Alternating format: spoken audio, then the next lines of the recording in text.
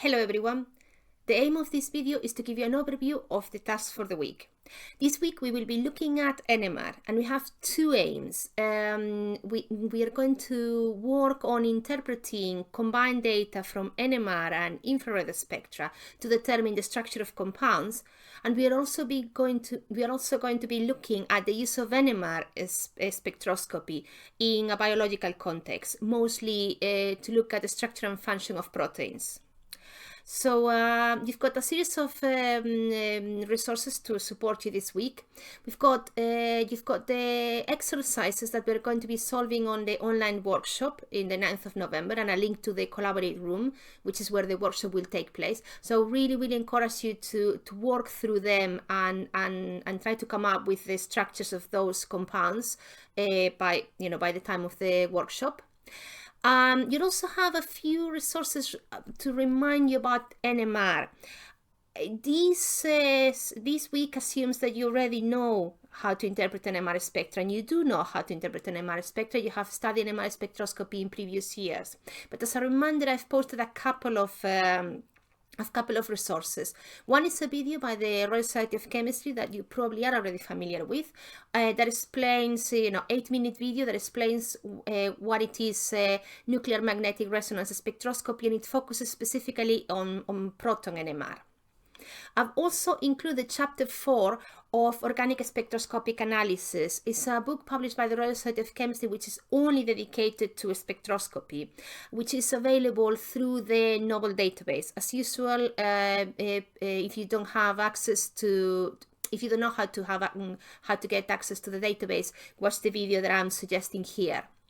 The chapter focuses on proton and carbon-13 NMR, but it also covers 2D spectra, and we are going to be looking at 2D spectra both in the problems and also in the section of when we study NMR for proteins. So I would encourage you to specifically look at that section of 2D spectra, because it's probably the one that you're going to be least familiar with. I've also included chapter 6 of this same resource, Organic Spectroscopic Analysis.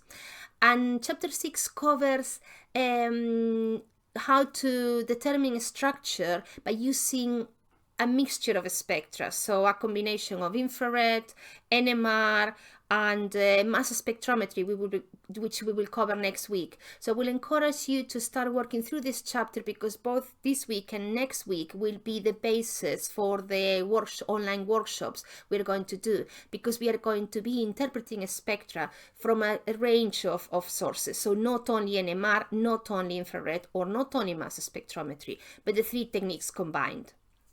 You also have the slides on biological applications of NMR, which are the slides that I've used in the videos. And you also have the section of NMR of proteins, biological applications of NMR. And I've divided the whole presentation in 4 different sections of around 10 minutes or so each, to make it easier to follow.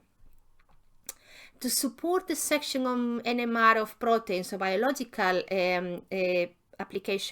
biological applications of NMR, I've posted a couple of papers. One is a 2013 tutorial review, an introduction to biological NMR spectroscopy, and it is aimed at or researchers that are not from the field, or final year students, master students in a chemistry degree. So it's quite a complete 20-odd pages that it discusses quite a few of the points that I'm making in the video, and it is in general quite readable. It has some sections that maybe are a bit too technical, but hopefully it's helpful. And I've also included a paper by Wagstaff et al., which is mentioning in one of the videos. So you have the link directly from here.